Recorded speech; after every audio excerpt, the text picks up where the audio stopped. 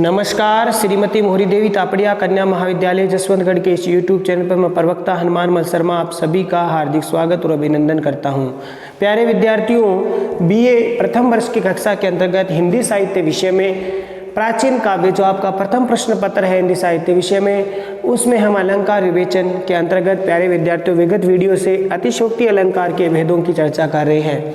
प्यारे विद्यार्थियों, आज हम करने वाले हैं अतिशयोक्ति अलंकार का छठा भेद अत्यंतातिशयोक्ति अलंकार। अत्यंतातिशयोक्ति अलंकार के बारे में आज हम चर्चा करेंगे।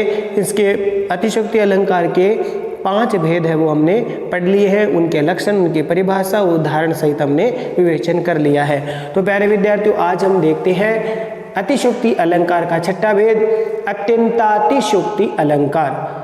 ठीक है प्यारे विद्यार्थियों, अब इसमें इसकी परिभाषा देखिए, इसके लक्षण क्या है। जब किसी पद में वास्तविक कारण से पहले ही, जो वास्तविक कारण होता है उससे पहले ही कोई कार्य उत्पन्न हो जाता है, कोई कार्य संपन्न हो जाता है, या फिर यदि कारण से, दूसरी परिभाषा के रूप में कहें, दूसरे शब्दों के रूप में हम कहें तो यदि कारण से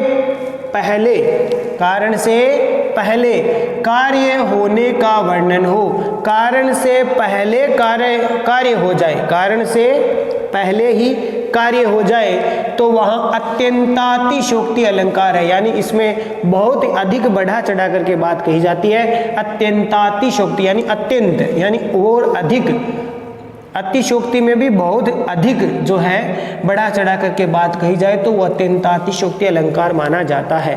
ठीक है, वास्तविक कारण होने से पहले ही कार्य पूर्ण हो जाता है, कार्य संपन्न हो जाता है, ठीक है, उत्पन्न हो जाता है, तो वो हो गया आपका अत्यंतातिशयोक्ति अलंकार।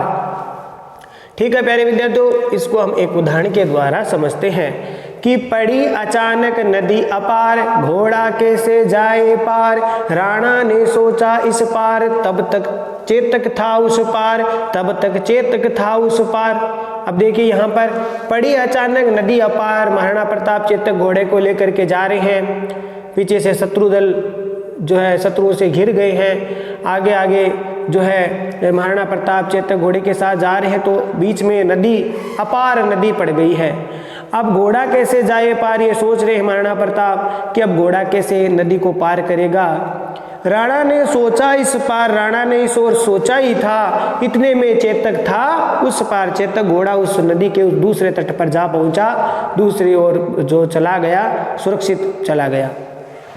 तो यहाँ पर देखिए प्यारे विद्यार्थियों, प्रस्तुत पद में महाराणा प्रताप के ये सोचने पर कि घोड़ा चेतक नदी के उस पार कैसे जाएगा, ये कारण है। ठीक है, कि महाराणा प्रताप ये सोच रहे हैं कि चेतक घोड़ा नदी के उस पार कैसे जाएगा, तो इस कारण से पहले ही चेतक का उस पार पहुंचने का कार्य हो जाता है। कारण सोच रहे हैं कि महाराणा प्रताप की चेतक घोड़ा नदी के उस पार कैसे जाएगा, लेकिन उस सोचने मात्र के कारण से पहले ही चेतक घोड़ा है उस पार पहुंच जाता है, नदी के उस पार पहुंच जाता है, तो ये कार्य संपन्न हो गया। तो ऐसा कार्य का वर्णन होने से यहाँ पर अत्यंतातिशयोक्ति अलंकार माना जाएगा। ठीक है प्यारे विद्यार्थियों, समझ में आ गया होगा। तो महाराणा प्रताप का सोचना तो कारण है, और कारण के साथ ही चेतक का उस पार पहुंच जाना ये कार्य हो गया। तो कारण से पहले ही कार्य का संपन्न हो जाना, ठीक है, कारण से पहले ही कार्य संपन्न हो गए हैं, तो वहां पर अत्यंतातिशयोक्ति अलंकार माना जाएगा। तो इस उदाहरण से आपको स्पष्ट समझ में आ गया होगा। फिर भी एक उदाहरण और ले लेते हैं। इसमें उदाहरण एक आपको कंठस्थ करना ही है प्यारे विद्यार्थियों, सब भेदों के एक एक उदाहरण आपको आना ही चाहिए। वैसे ये सब उदाहरण किसके हैं? अतिशयोक्ति अलंकार के हैं। फिर अतिशयोक्ति में किस भेद के, तो वो फिर अलग अलग हो जाएंगे। विरहिणी के लोचनों से बह न पाई अश्रुधारा, गृह गांव परिजन बह गए, जल में हुआ संसार सारा, जल में हुआ संसार सारा। तो इस पद में प्यारे विद्यार्थियों, कोई विरहिणी नायिका है, कोई विरहिणी स्त्री है, उसके नेत्रों से, लोचनों में नेत्रों से, आंखों से जो है अश्रुधारा यानी आंसू बहे ही नहीं थे, उससे पहले ही गृह यानी घर, गांव, परिजन, उसके परिवार वाले सब बह गए। जल में यानी जल से युक्त हुआ संसार सारा, सारा संसार जल से भर गया, डूब गया, सारा संसार जल से, उसकी आंसुओं के जल से डूब गए। तो यहाँ पर कितनी अधिक जो है अतिशयोक्ति की गई है। तो अत्यंतातिशयोक्ति अलंकार का उदाहरण देखो कैसे, इसको समझेंगे स्पष्टीकरण के रूप में। देखिए, प्रस्तुत पद में कारण है अश्रुधारा। अश्रुधारा कारण बहने से पहले ही, आंसू बहने से पहले ही घर यानी गृह, गांव, परिजन का बह जाना, संपूर्ण संसार का जल में हो जाना आदि कार्य का वर्णन किया गया है। आदि कार्य का ये सब क्या है? कार्य। क्या कार्य हो गए? आंसू बहने का तो क्या हो गया? कारण। और उससे पहले क्या कार्य हो गया? घर, गांव, परिजन, संपूर्ण संसार, ये सब जल में हो गए। ये कार्य का वर्णन जो है होने पर यहाँ पर अत्यंतातिशयोक्ति अलंकारे माना जाएगा, या अत्यंतातिशयोक्ति अलंकार यहाँ पर है। तो प्यारे विद्यार्थियों समझ में आ गया होगा। कारण क्या है? अश्रुधारा बहना, लेकिन अश्रुधारा बह न पाई अश्रुधारा, यानी आंसू बहे नहीं। उससे पहले ही क्या हो गया? उसके गांव, उसका परिवार, परिजन, उसका घर, गांव और उसके परिजन सब बह गए, सारा संसार जल में हो गया। ये कार्य संपन्न हो गया। तो इस प्रकार से कारण से पहले ही कार्य संपन्न हो गया, तो यहाँ पर अत्यंतातिशयोक्ति अलंकारे माना जाएगा। ठीक है प्यारे विद्यार्थियों, समझ में आ गया होगा। अत्यंतातिशयोक्ति अलंकार की परिभाषा, कारण से पहले अगर कार्य का वर्णन हो तो वह अत्यंतातिशयोक्ति अलंकारे होता है। तो ये दोनों उदाहरणों से आपको स्पष्ट समझ में आ गया हो गया, ऐसा मैं अपेक्षा करता हूं आपसे। अगला जो भेद है वो है प्यारे विद्यार्थियों चपलातिशयोक्ति अलंकार। चपलातिशयोक्ति अलंकार में देखिए, चपलातिशयोक्ति अलंकार की परिभाषा के रूप में अगर देखते हैं कि जब किसी पद में किसी की चर्चा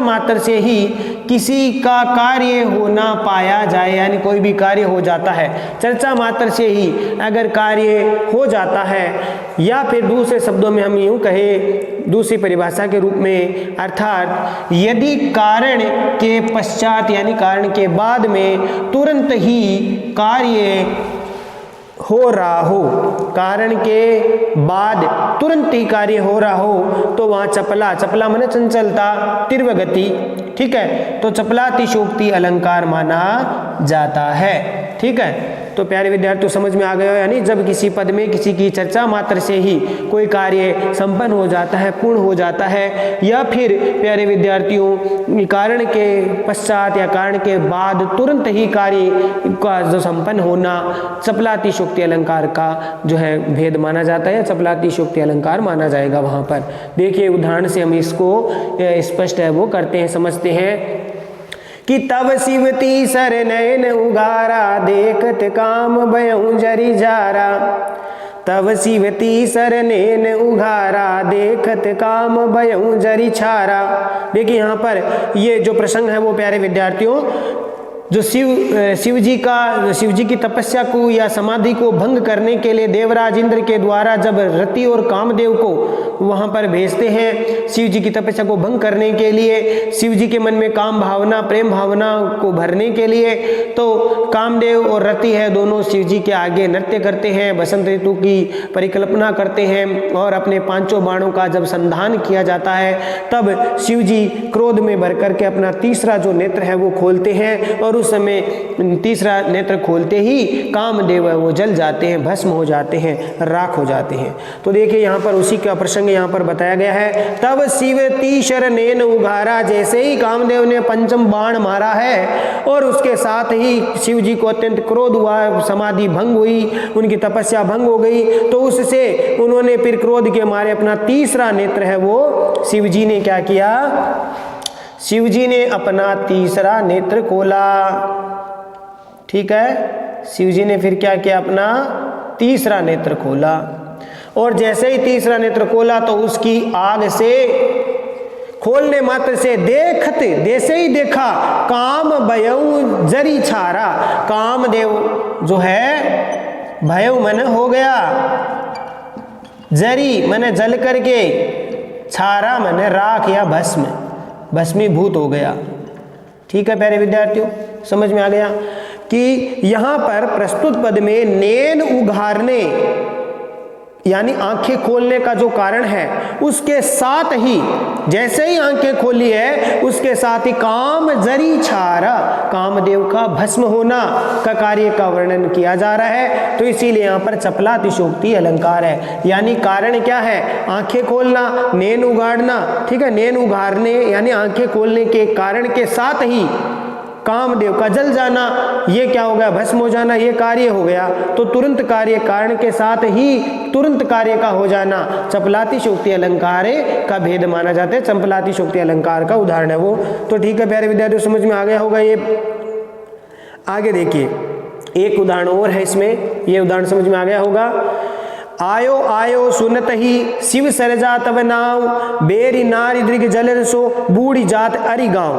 तो यहाँ पर आयो आयो मैंने आया आया जान करके, सुनत मैंने सुन करके कि आ गया है ऐसा सुन करके, सुनते ही शिव सरजा मैंने शिवाजी महाराज, सरजा के पुत्र शिवाजी महाराज को आया हुआ जान करके, तब नाव केवल नाम मात्र से कि ऐसा नाम सुना। किसने सुना? मुगल स्त्रियां या फिर जो शिवाजी महाराज के जो शत्रु पक्ष की जो नारियां थी, शत्रु पक्ष की जो पत्नियां या स्त्रियां थी, वो स्त्रियों ने जैसे ही शिवाजी महाराज के नाम को सुना कि आ गया है, शिवाजी महाराज आ गए हैं, इस प्रकार से जब नाम सुना तो बेरी नारी, बेरी मैंने शत्रु पक्ष की नारियां या शत्रुओं की स्त्रियां, शत्रुओं की जो स्त्रियां हैं, दृग जलन सो मैंने आंखें उनकी, जलन मैंने जल से या आंसुओं से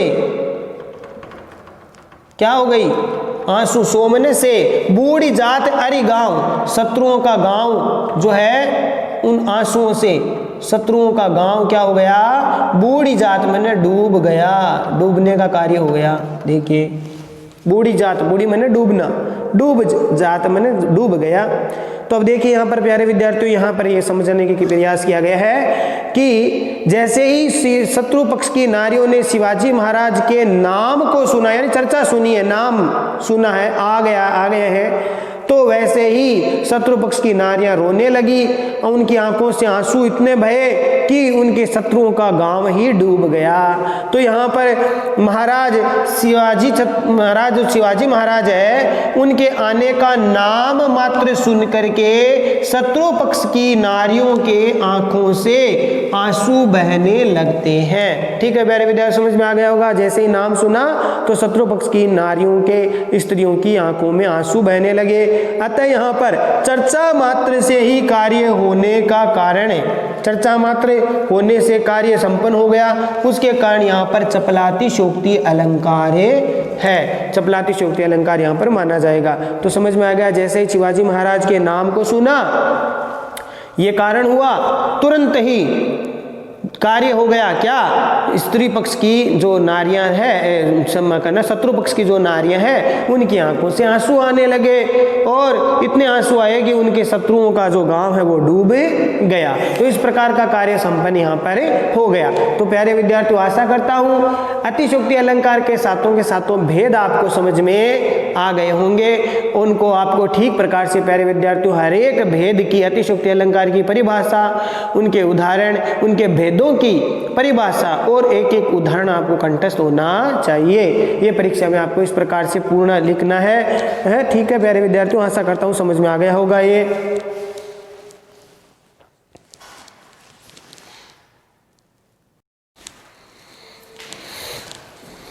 तो प्यारे विद्यार्थियों, आज के लिए बस इतना ही। अगले वीडियो में फिर हाजिर होंगे आगे के अलंकारों की जो है स्पष्टीकरण को लेकर के, उनकी परिभाषा, उनके लक्षण, उनके उदाहरणों को लेकर के। तब तक के लिए आप अतिशोक्ति अलंकार के सभी 7 भेद है वो पुनः आप पढ़ेंगे, नोट्स बनाएंगे, उनको याद करेंगे। ठीक है, और चैनल को लाइक, शेयर और सब्सक्राइब करना ना भूलें। जय भारत, जय हिंदी। धन्यवाद विद्यार्थियों।